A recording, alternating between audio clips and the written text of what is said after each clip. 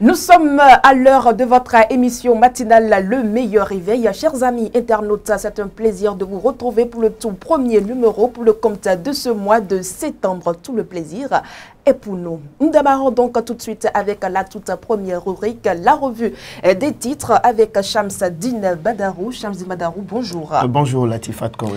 Avec vous, nous allons prendre note de toute l'actualité de ce 2 septembre 2024 et nous démarrons avec la une.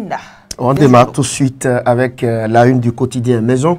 La guérite qui affiche en manchette ce matin, ce lundi donc 2 septembre 2024. Malgré la lutte enclenchée par le gouvernement, le trafic des faux médicaments ne faiblit pas. Le journal poursuit et ajoute deux petits points. Le premier point parle, titre donc « Traquer et décourager à jamais les trafiquants et les complices devient impératif. Des renseignements efficaces aux frontières pour atteindre les objectifs ». À la fausse manchette du haut du journal, soutien du bloc républicain aux élèves de l'OME, Adidiatou Matisse remet des kits scolaires aux parents. À la deuxième une, on peut lire dédicace d'Istel Amoussou parle de la BD Tata Adjache. Et à l'oreille du journal, 4e jour de décès d'El Hadj Abdul Razak Raji. Hommage et témoignage ont marqué l'événement. Le quotidien La Guérite s'en va et cède sa place à Adjache News. Échiquier politique national, où situer réellement le mouvement libéral de Richard Boniworou, s'interroge Mas Gaspard Diamansi. Il est dans du clair sombre selon certains opposants. Rencontre les 30 premiers lauréats du CEP 2024 de l'OME. Le président Vlavonou promeut l'excellence en milieu scolaire. Adjache News de Mas Gaspard Diamansi s'en va. Et on retrouve ce matin l'opinion aujourd'hui. Hausse du niveau d'eau du fleuve Niger. Risque d'inondation imminent au Bénin. Le matinal. Collecte illégale de l'épargne publique au Bénin. Menace contre la tontine en ligne. Matin libre qui revient sur l'affaire Steve Amoussou et titre manchette, rentrée gouvernementale, sauver l'image du Bénin.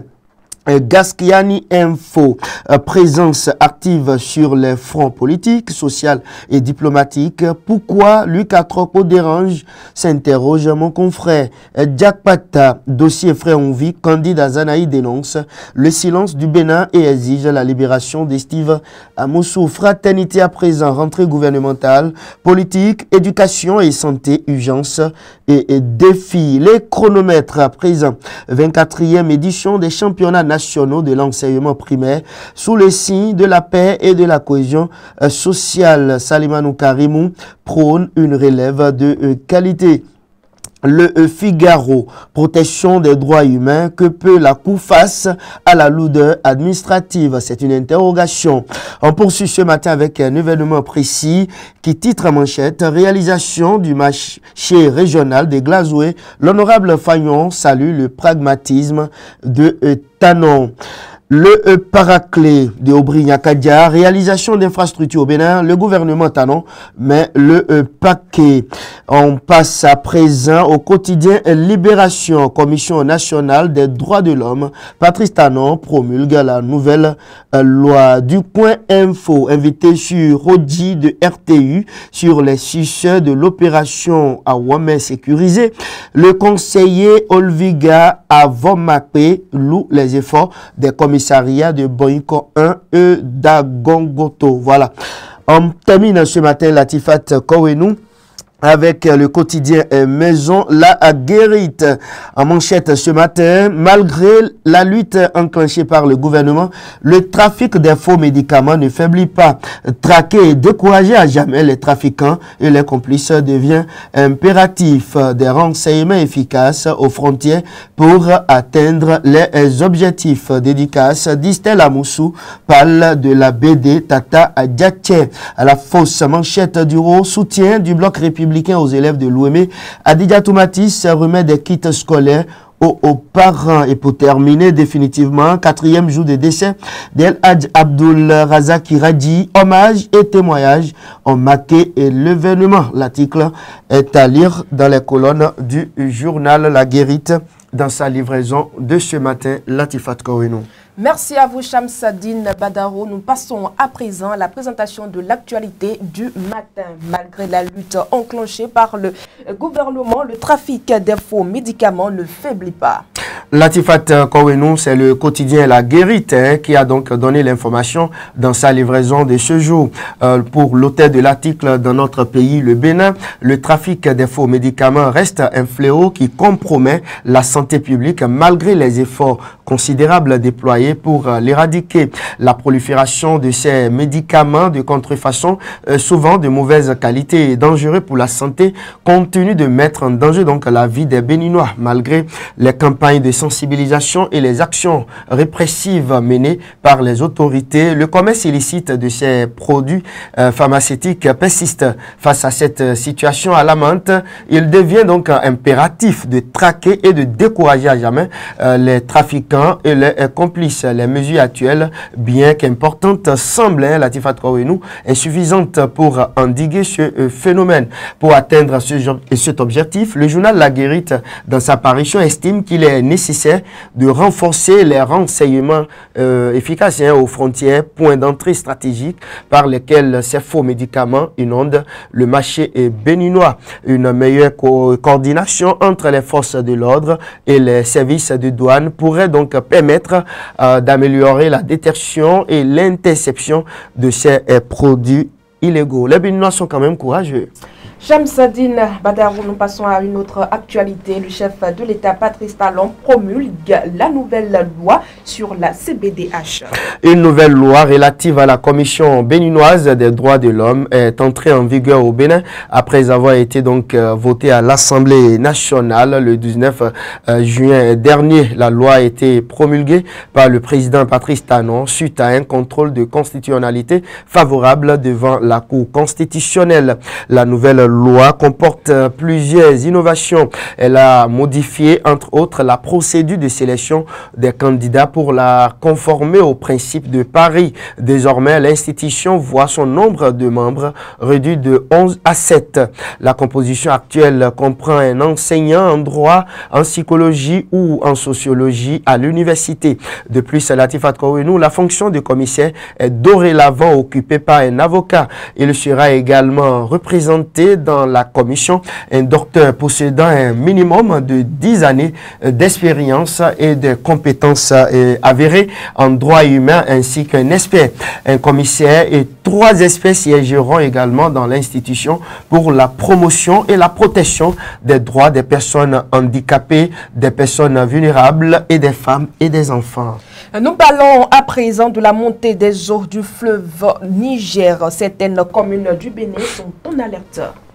Selon la lettre de la cellule interinstitutionnelle de prévision et d'alerte CIPA du Bénin, les eaux du bassin du Niger pourraient induire une hausse des niveaux d'eau dans plusieurs communes du Bénin. Une hausse du niveau d'eau est envisagée à Zanrado, Bonou, à Dioum, dans la vaste vallée de l'Ouémé ainsi qu'à Malanville en raison de la légère augmentation des eaux du bassin du Niger. Il est relevé un niveau constant de l'eau dans le bassin du Mono. Les populations des communes en alerte sont appelés à la vigilance durant la période du 26 août au 5 septembre 2024. La CIPA Bénin invite donc les habitants des communes de Malanville et de Karimama à déménager des zones inondées ou inondables du bassin du Niger. Le niveau d'eau est à 863 cm sur le fleuve Niger à la hauteur de Malanville selon le relevé à la date du 26 août. Les populations des Zanrado, de Bonou et d'Adjoum sous risque donc doivent éviter les activités non sécurisées. Autre actualité à présent, 6 universités ont été fermées par la DGES.